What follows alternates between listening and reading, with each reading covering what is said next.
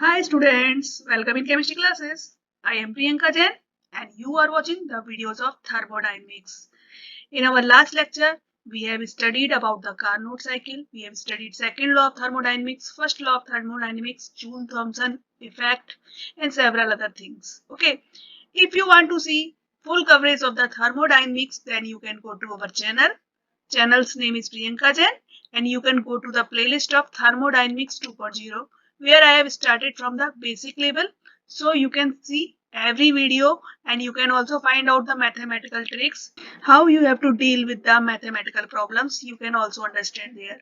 Okay, now the next topic is the entropy, the third state function. We have studied about the enthalpy, we have studied about internal energy. Now the third state function that comes with the second law of thermodynamics is entropy.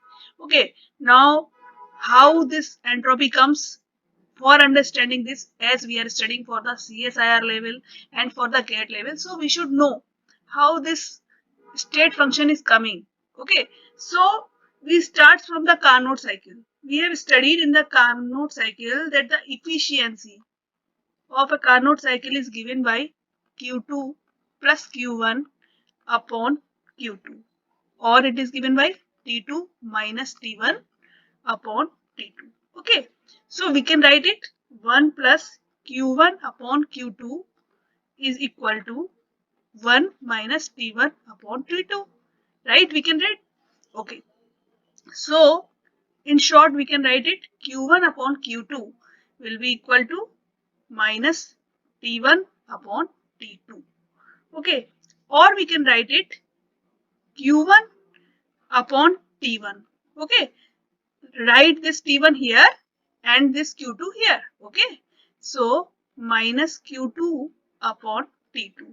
Okay, or we can write Q1 upon T1 plus Q2 upon T2 is equal to 0.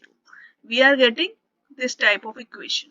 Okay, now this equation means that the sum of the ratio of the heat involved and the corresponding temperature is 0 for a Carnot cycle. It means this heat exchanged and this temperature, its ratio, and then sum up all these, we are getting equal to 0. Now suppose we are taking a cyclic process. See here, suppose we are doing a cyclic process. This process is going like this. Okay, and we can suppose that this cyclic process is operating between the temperature T2 and T1. Now we can suppose that this is made up of several Carnot cycles. Okay, we can assume that there are several Carnot cycles inside this. Okay, in this manner, these are the number of Carnot cycles that are happening in this cyclic process. Okay, this is made up of a series of small Carnot cycles in which heat exchanged is Q1, Q2 and temperature is T2, T1. So we can prove for this that Q2 upon T2 for first cycle plus Q2 upon T2 for second cycle plus Q1 upon T1 for third cycle plus Q1 upon T1 for fourth cycle in this manner will be equal to 0, or we can write that the summation of this whole, the summation of the number of cycles, this heat involved and the temperature, corresponding temperature will be equal to 0. It means these all cycles, number 1, number 2, number 3, number 4, so much. Okay, we can sum up all these corresponding heats divided by the corresponding temperature and this will be equal to 0. Okay, similarly we can assume that there are n number of reversible cycles. If we are assuming that there are a number of reversible cycles, then the heat exchanged at each step in each cycle becomes infinitesimally small.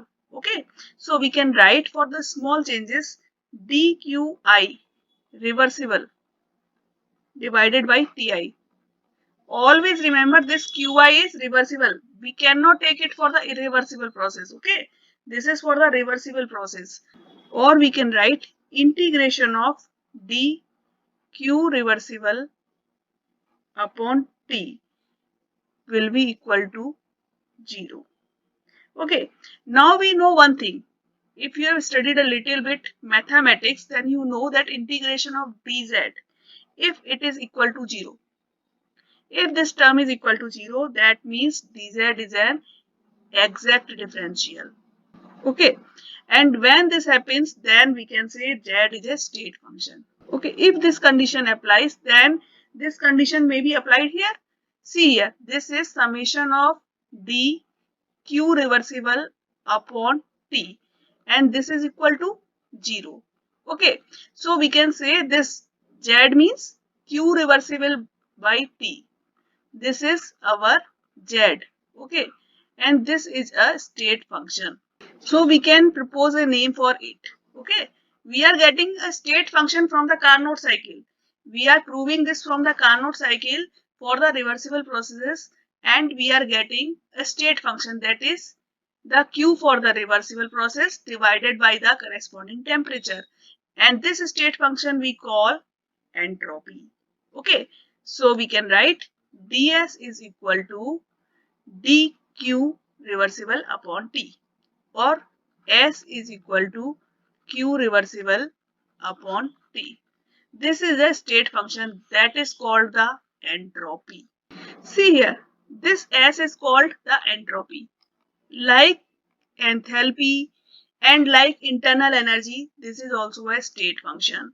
It means if we are going from state 1 to state 2, if we are going from state 1 to state 2, then in this process it is not depending upon the path.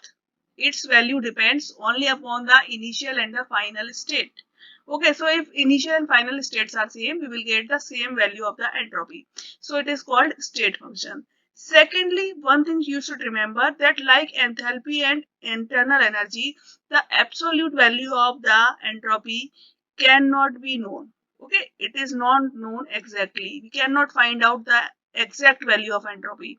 So we find out the change in the entropy, that is called ds or delta S. Only we can find out this thing. Okay, so this is called the change in the entropy. Now the unit of entropy, its unit is joule per Kelvin, or it can be calorie per Kelvin. Just we have to divide the unit of energy by the unit of temperature. So we are getting the unit of entropy. Alright, when we study about the entropy, one thing we should always learn, that is Clausius inequality. If we not know about this, then we cannot understand the entropy in a very good manner. So first of all, understand what is Clausius inequality. Okay, then we will see how we can find out the entropy for the different types of the systems. Okay, that is the more important thing, and we get numericals from the entropy changes. So we will also solve the numericals. We will see different formulas. First of all, understand Clausius inequality. See, suppose we are doing a cyclic process like this. This is state A and this is state B. Okay, the system is going like this. Okay, and we know for the cyclic process ds will be equal to 0. Okay, if cyclic process involves going from A to B and then coming to again to A, then we can write this ds will be equal to integration between B to A ds plus integration A to B ds, and this will be equal to 0. It means we can say integration B to A ds is equal to minus integration A to B ds. If we assume that the surrounding always transfers heat reversibly, then the entropy change in any process carried out reversibly will be negative of the entropy change of the surrounding. It means, suppose this is our system. Okay, this is system and this is surrounding. Okay, if the entropy of the system is increasing, okay, this is the entropy change of the system, then the entropy of the surrounding will decrease. Okay, there is just the exchange of entropy between the system and the surrounding. It means we can say that tail as total, the total change in the entropy of the system plus surrounding. It means del S of system plus del S of surrounding will be equal to 0. It means that in a reversible process, entropy is merely transferred between the system and the surrounding, and that the total entropy change will be equal to 0. If the system is increasing in entropy, then the surrounding will decrease in the entropy. If the surrounding is increasing in entropy, then the system will decrease in entropy. So there will be a perfect balance between them. Okay. Suppose in a cyclic process, if we are taking A to B is irreversibly. Okay. This is going irreversibly, and then B to A is going reversibly. Then we can write the cyclic integral dq irreversible upon t will be equal to integration b to a dq irreversible divided by t plus integration a to b dq reversible divided by t. Okay, or we can write cyclic integral dq irreversible by t will be equal to b to a dq irreversible upon t. Now we are taking the reciprocal of this integral. It means we are changing it from b to a. So a negative sign comes. Okay, and this will dq reversible upon t. So we can write that the cyclic integral dq irreversible upon t will always be lesser than 0. From this it follows that integral b to a dq irreversible upon t is lesser than b to a dq reversible by t. Now we know one thing, that this dq reversible by t, this thing is known as the entropy change. Okay, always remember that whenever the q is for the reversible process, then it is divided by t, then it will be equal to entropy. But q dq irreversible divided by t, this will not be equal to ds. Okay, this is not equal to ds, but this is equal to ds. So we can write b to a dq irreversible by t is greater than integration b to a ds, or we can write b to a dq irreversible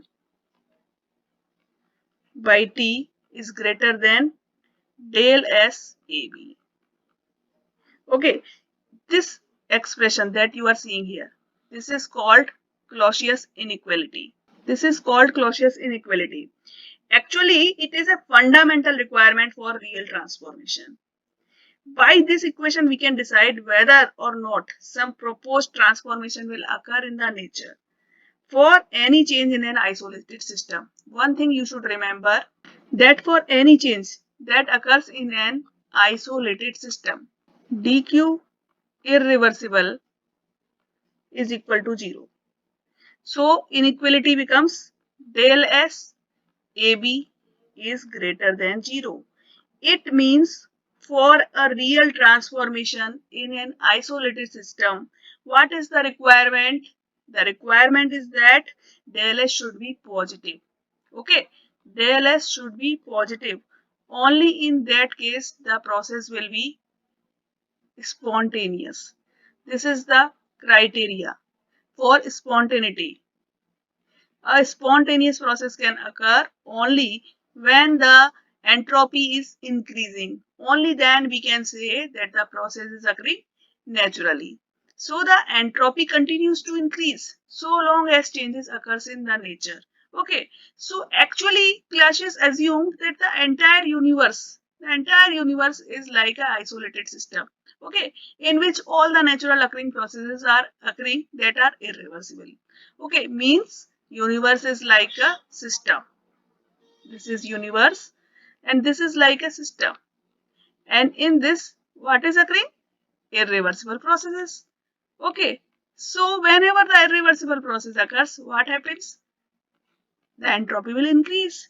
It means the energy of the universe remains constant, but the entropy of the universe always tends to go towards a maximum value. Okay, so this is the fundamental of the Clausius inequality. Okay, and this is the basic of the entropy. Now there are different formulas related to entropy. And in the question papers, actually, you have asked the different numericals. So you should know about the formulas, which formula fit where.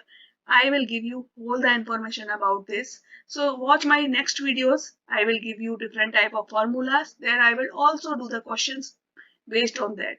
Okay. But one thing you should remember, and this is my request, that please share these videos with more and more students. Please comment, please like the videos, and please share it. Please subscribe the channel. Okay, thank you.